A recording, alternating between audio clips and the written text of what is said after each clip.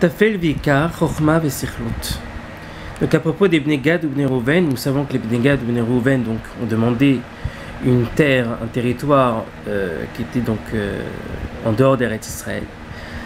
Vegishu elav vayomru gidrot tson nivne lemiknenu po ve'arim letapenu.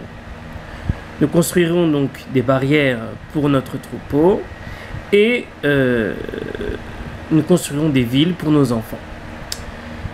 Donc le Midrash Rabbah nous dit comme ça: Lev chacham limino, le cœur d'un sage est à sa droite, Zé Moshe.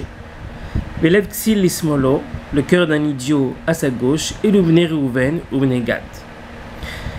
Pourquoi est-ce qu'ils sont considérés comme idiots? Sheasu et Ikar tafel vetatafel ikar. Ils sont faits de ce qui est principal accessoire et de ce qui est accessoire le principal. Shechibibu et mamonam yoter min hayafashot. Ils ont donné une préférence, une priorité sur leur argent plutôt que sur leurs propres enfants. She'en omrim le Moshe gidrot son nivne le miknenu po ve'arim letapenu. Amar lehem HaKadosh Baruch Hu atem chivavtem et miknechem yoter min hanefashot. HaKadosh Baruch Hu leur dit: vous avez donné une préférence à votre troupeau plutôt qu'aux enfants, aux personnes. Sachez que dans votre territoire, il n'y aura pas de bracha. Dans votre troupeau, il n'y aura pas de bracha. Alem Nehemar, sur eux il est dit: Nachala mevohalet verishona bacharita lotevorach. Un bien, un héritage qui a été acquis de manière précipitée, à la fin, il n'y aura pas de bracha. Et nous savons que les Bnei Gad ou Bnei Reuven ont été les premiers, donc, dans l'héritage des territoires. Donc, ils ont été les premiers à hériter de territoire, donc le territoire qui est donc en dehors d'Eretz Israël. Donc nous allons nous concentrer sur le chidouche de Rabbi Shmuel Rozovski. Et vit Rabbi Shmuel Rozovski afrana dakav nifla'a sheshama mipiv shel hamashgiach hagaon Rabbi Yechezkel Evinstein. L'Ichora, a priori, Madoua Ginu Chazal Kolkach et Bnei Gad Bnei Reuven. Pourquoi est-ce que la Torah, le Midrash, dénonce les Bnei Gad ou Bnei Reuven, accuse les Bnei Gad ou Bnei Reuven d'avoir donné une prédilection à leur troupeau? Ashebikshu lishtaka be'ever hayarden, donc ils ont préféré s'installer à l'est du Jourdain. Achikaru alem et apasuk nachala mevoalet, au point tel que le pasuk dans Michelet Perek 20 est utilisé, nous dit un héritage acquis précipitamment. Balo à la pasuk, et pourtant dans Dvarim Lamed Gimel, lorsqu'on parle donc des Bnei Gad, de la bracha que chacun a reçue, pour Gad il est écrit comme ça: Ul Gad amar Baruch marriv Gad kelavi shachen betarav zroa avkot kod vaya reshit lo kisham chelkat mechokek safun vayete rasham im tiskat Adonai asam mishpatav im Israël. Vaya reshit lo kisham chelkat mechokek safun. Omer Rashi, Vaya reshit lo ralitol lo chelek be'eretz Sichon ve'og. Donc il a voulu prendre une partie, son territoire dans la terre de Sichon ve'og, donc qui est à l'est du Jourdain. Chez Reshit kivush haaretz, donc qui est dans l'histoire des héritages des territoires, des conquêtes des territoires, ils ont été les premiers à être servis. Pourquoi est-ce qu'ils ont choisi ce territoire-là? Kisham chelkat mechokek safun. Omer Rashi, Kiada ashersha menachalato chelkat ksade kvura mechokek. Il savait Gad que dans son territoire, dans le territoire qu'il revendiquait, était enterré le législateur. Et c'est qui le législateur? C'est Moshe. Safun, beota chelkat, donc dans ce territoire, sfuna utmuna mikol beria, donc est caché le corps de Moshe Rabbeinu, puisque jusqu'à aujourd'hui nous ne savons pas où est-ce qu'il est enterré. Donc a priori, s'ils ont voulu donc ce territoire, ben, ils avaient toutes leurs raisons, ils avaient des raisons tout à fait légitimes, tout à fait dignes de louange, puisqu'ils voulaient rester avec Moshe Rabbeinu plutôt que de vivre en Eretz Israël. Donc c'est ce qui est dit ici.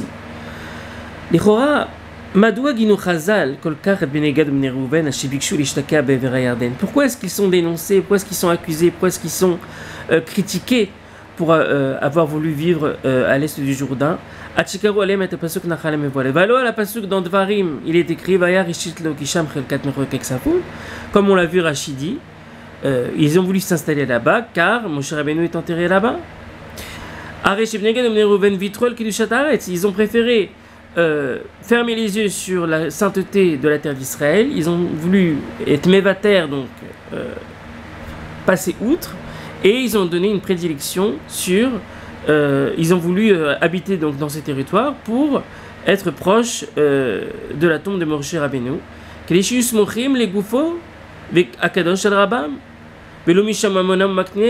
Donc a priori c'est pas à cause de leur argent, c'est pas à cause de leur troupeau. Et là Omer Amashgar Rabbi Yecheskel Evinstein ודאי שעיקר מגמתם וכוונתם הייתה משום ששם הייתה קבורה של משה. Il est sûr et certain que leur intention principale c'était donc d'avoir un territoire dans lequel était la tombe de Moshe. Ils pensaient qu'il y aurait une bracha dans un tel territoire. Mais Kol Makom, et malgré tout, ils avaient aussi un intérêt pécunier d'argent. Ils pensaient aussi à leur argent, même si la kavana, l'intention principale, c'était pour Moshe Rabbeinu, mais ils avaient aussi une pensée pour leur argent. Shribu et mamonam. Et même si ce n'était pas la kavana principale, malgré tout, ça a gâché la première kavana qui était une kavana sainte. Et donc, Vedomim Madvarim Lema Shematzinu, donc il parle maintenant du pasuk dans Kohelet. Yakar Michochma Vechavod Sichlut Meat. Yakar, Rashi dit, c'est un lashon lourd, et plus lourd que la chochma et le respect, que la sagesse et le respect, une petite goutte de sottise.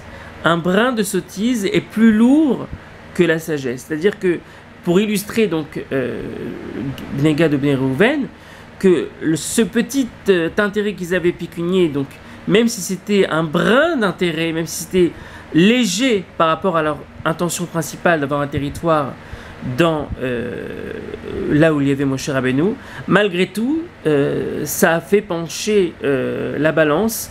Im naniach kaf moznaim mitzad echad ריבוי של חוכמה וכבוד ומן הצד השני מעט סכלות, יחיה מעט הסכלות את ריבוי החוכמה. Donc la balance va pencher au point que ויש בכך לימוד חשוב עבורנו.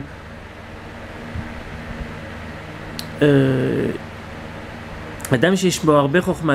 De là on apprend que quelqu'un qui a beaucoup de חוכמה et מעט סכלות et un peu de sottise, הסכלות עומדת לעצמה. Et là, imachia moridet kol achorma vakavod lemichitzata.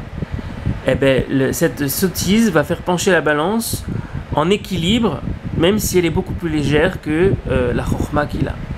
Et là, imken nitamet sadam itgaber al meat asirlut shebikirbo, sauf si l'homme se renforce et ses vertus à dominer donc cette sottise, ce vent de sottise, ce vent d'idiotie qu'il pourrait avoir.